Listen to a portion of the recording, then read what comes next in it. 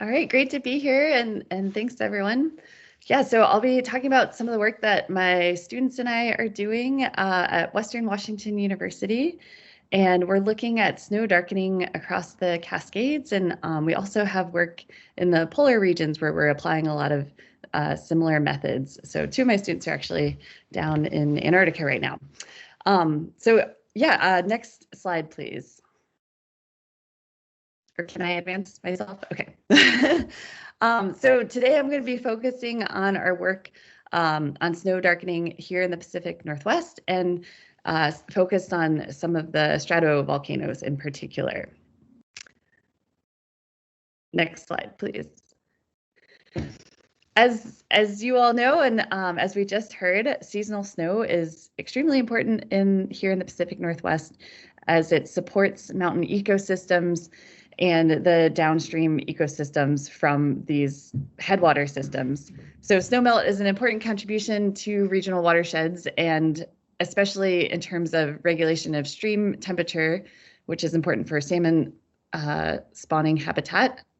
And what we are focused on right now is looking at what drives snowmelt in particular in terms of reducing the albedo, so how much light is reflected from the snow surface and how that increases the energy transfer into the snowpack and causes it to melt faster.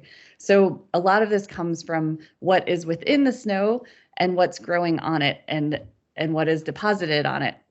So we're looking at the biogeochemistry and how that affects snowmelt. Next slide, please. So snow has a very high albedo. Snow and ice make up the cryosphere, the frozen water domain, and this is essentially Earth's mirror. So snow reflects almost 90% of incoming solar radiation. It is the most reflective surface on Earth. Next slide, please. And when the snow is laden with light-absorbing particles, such as here, this is a photo that one of my grad students took of snow algae growing in Antarctica. You can see there are a variety of different colors. This is red and green colored snow algae. Also smoke from the deposition of smoke produced from wildfires, which, as we know, is of increasing concern here in the Pacific Northwest, and also dust. All of these light-absorbing particles reduce how much light the snow surface can reflect. It darkens the surface and causes it to melt faster. Next slide, please. So what we're trying to do is to partition the relative contribution of each of these light-absorbing particles. So black carbon from wildfires, the growth of snow algae, which are naturally occurring, though they do respond to warming temperatures because they need liquid water to stimulate their life cycle, and then also naturally occurring mineral dust. So we're looking at how these constituents are responding to a warming climate, what they are doing to the snow albedo, and how that in turn causes it to melt faster. Next slide, please. So we're using a combination of in situ observations of the snow. So we go out and we measure the spectral albedo of the snow surface with a field spectrometer in the top left here. On the right, this is a figure of the spectral albedo. I'll talk a little bit more about this. Then we collect samples from the same spot that we measure the spectral albedo. We bring those back to the lab where we extract the pigments and analyze chlorophyll A, chlorophyll B, astaxanthin, and a variety of other carotenoids like beta carotene and lutein and things like that. We enumerate the number of cells in the samples, and then we use this to apply to multispectral remote sensing, where we've attached cameras to UAVs, uncrewed aerial vehicles, to develop new algorithms so we can map the surface of to try to understand where and when the algae are present. And then we can do a similar thing with satellite remote sensing. So we're using a variety of commercial and public satellite imagery, multispectral satellite imagery. Next slide, please. Today I'll talk a little bit about some of the work on Mount Baker, Mount Adams, and Mount Shasta. Next slide, please. So here is an example, and if you could just click once, please. Yeah, so here we have clipped this is with satellite imagery, the normalized difference snow index. So essentially this is a snow mask on each of these different stratovolcanoes, and we're looking at how the snow elevation line is changing and also the seasonal snow covered area. So then first we apply our snow mask, and then we apply our spectral indices to look at where the snow algae are present in relation to how the snowpack is changing as well. Next slide, please. This is an example of a photo from this summer when we were conducting fieldwork on Mount Baker, and you can see the smoke. It's a little more visible down in the valleys, but it was just covering the entire mountain and the glaciers that we were working on as well. Next slide, please. And so part of our black carbon work is that we are collaborating with the Naval Research Laboratory, who they have a really high resolution smoke deposition model, the Navy Aerosol Analysis Prediction System model, where we are verifying the deposition of smoke from the model with our ground observations. And we're trying to look at how the smoke deposition is changing over time. And then this also allows us to scale up our point measurements to larger areas to understand how smoke deposition is affecting snow darkening. Next slide, please. In terms of snow algae, they are ubiquitous across the Pacific Northwest. Again, they're naturally occurring, and we're trying to understand how warming temperatures are affecting where and when they're present on the snow surface, and using things like UAVs and satellite remote sensing to map that. Next slide, please. Okay, so I'll talk a little bit more about some of our sampling and extraction methods. And I'll just mention we have a lot of data that is being written up right now. And so today I'm talking more about sort of what we're doing and our methods, and hopefully this event happens annually going forward, and then we'll have a lot of our results to share next year. Next slide, please. So again, we measure the albedo of the surface, then we collect a known area, a known surface area, so we can relate that to our mapping algorithms. We bring those back to the lab. Next slide, please. And so this is an example of the spectral albedo measurements. This is a large bloom on Mount Baker that we've been studying. And on the right is, so on the x-axis is the wavelength, and on the y is the spectral albedo, which is unitless because it's a ratio of the incoming and upwelling light on the surface.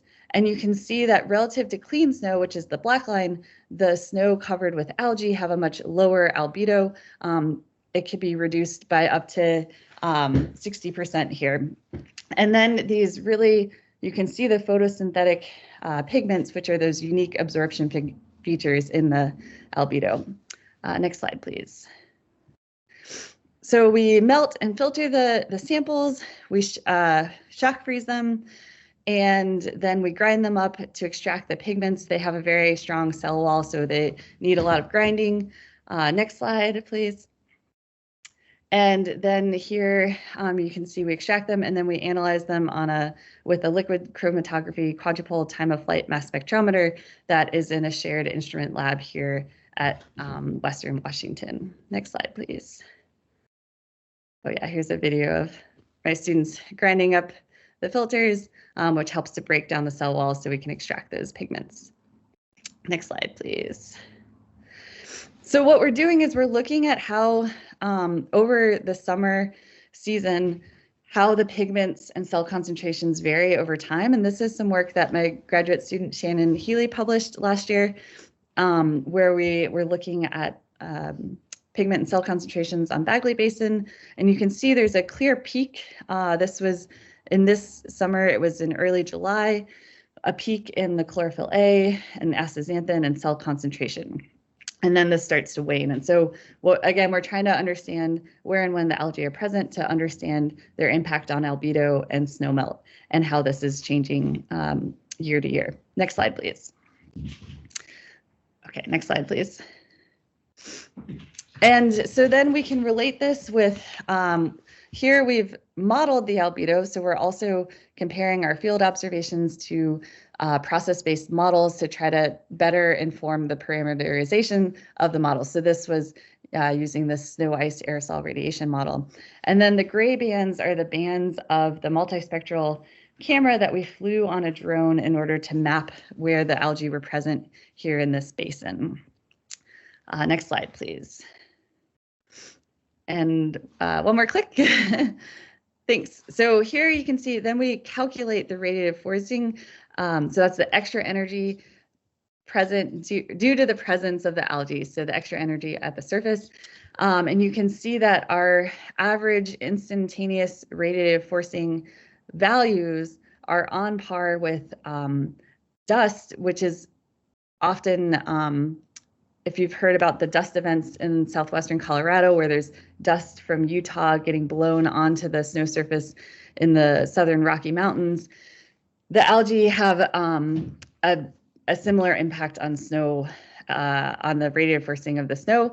And so we know the algae are a driver of snowmelt as well. And that's why we're trying to understand where and when they're present. Next slide, please. Now I'll talk a little bit about our work with remote sensing and UAVs. Next slide, please. And one click, please. Oh, okay.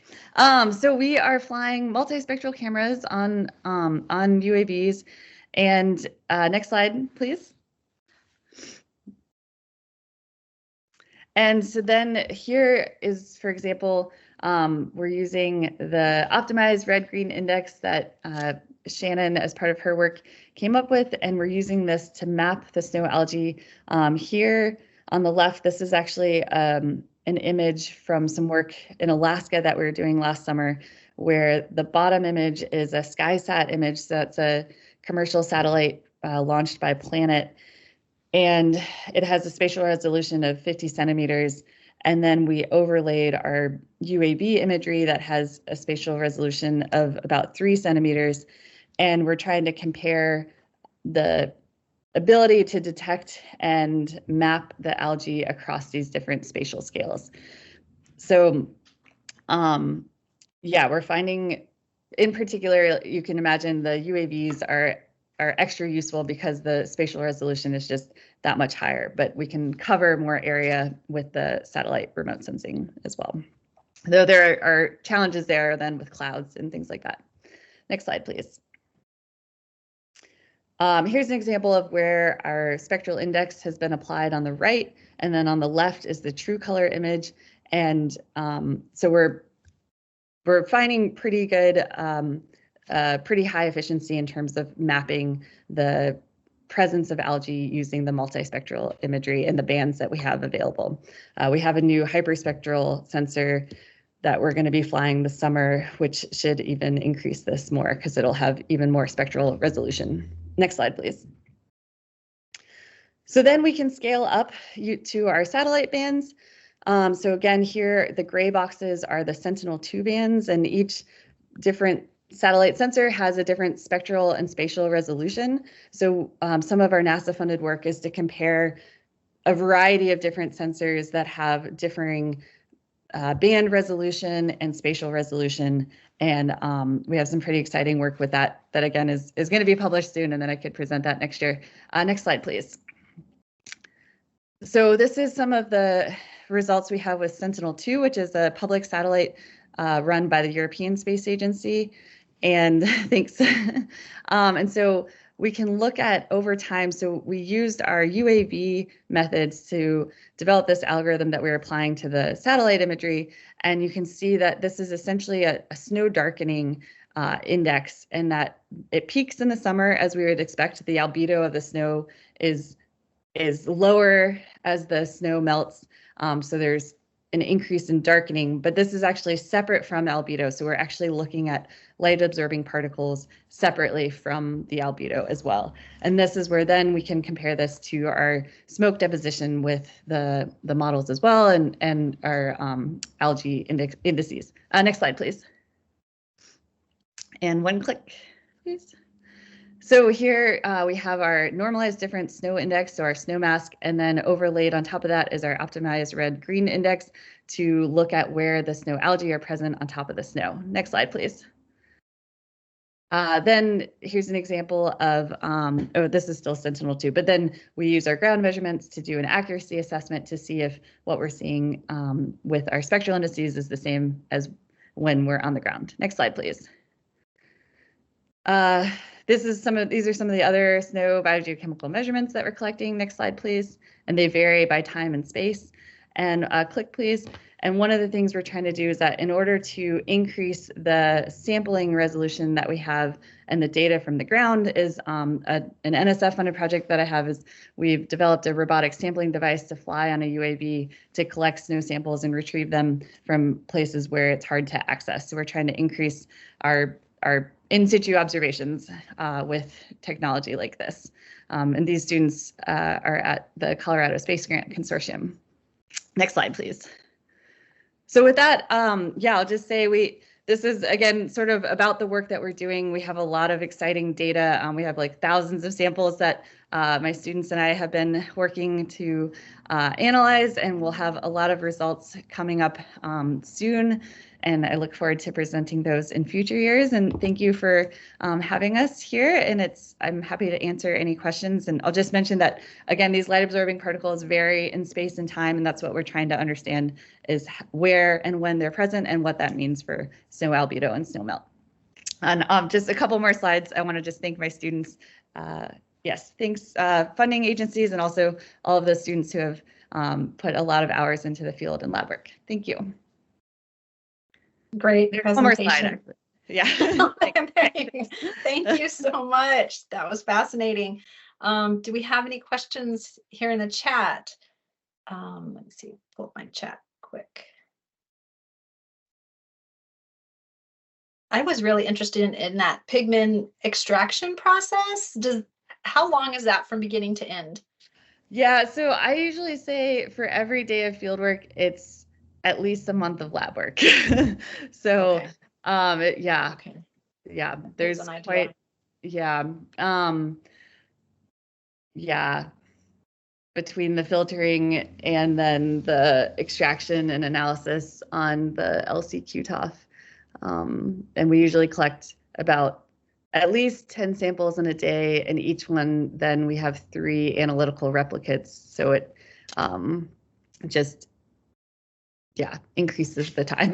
So yeah, we would like to find ways to reduce the amount of time, but because we want to analyze all of these different pigments, so not just chlorophyll A, but also the secondary pigments and carotenoids. And then we're also looking at degradation products because the chlorophyll is degrading within the snow, but that still has an impact on the albedo. So yeah. Wow. Yes. Well, we have some questions coming in. Do you have a sense of any trend in darkening over time at the scale of years? So that's a little hard. Like right now, we're trying to look back with, say, this Sentinel-2 imagery, but we're finding it's a little difficult because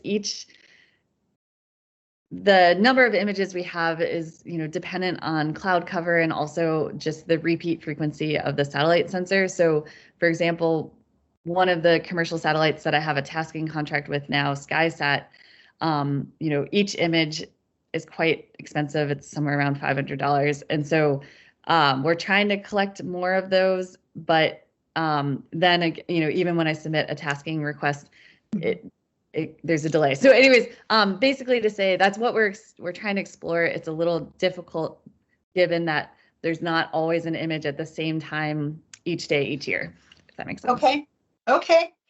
A couple more here for you. Quickly, maybe pick a couple more. Are you doing or know of any work being done on Mount Olympus on the Olympic Peninsula? That's a great question. We have tasked some imagery there. We haven't started to look at it. That's something I would be interested in looking at more. I know there's been a study. Susan Kaspari published a paper looking at black carbon in a snow or ice core from Mount Olympus a few years ago. Okay. And saw an influence of wildfire smoke. Yeah. Have you noticed a correlation between bigger, more intense summer fire seasons correlating with darker snowpacks later in the year? So that year. Yeah, that's again, something we're trying to look at exactly is how the late season fires might affect the early season snowmelt the following year too. Yes. But yeah, so that's something we're looking at. Yeah. Okay. One more here. A thank you. And do you know if dust, smoke, dust/smoke compounds the algae growth due to nutrient enhancement? Do you see that question? Yeah, that's a good question. I think there are potential relationships there. I don't think there's, so far we don't know of a direct correlation, but I think it's an interesting point. For sure, the black carbon would lower the albedo and potentially like free up some liquid water for the algae, if that makes sense. But yeah, it's hard to get a direct link there. Okay, well, thank you so much. This was an amazing, great presentation. Applause is coming in, and thank you so much for your work.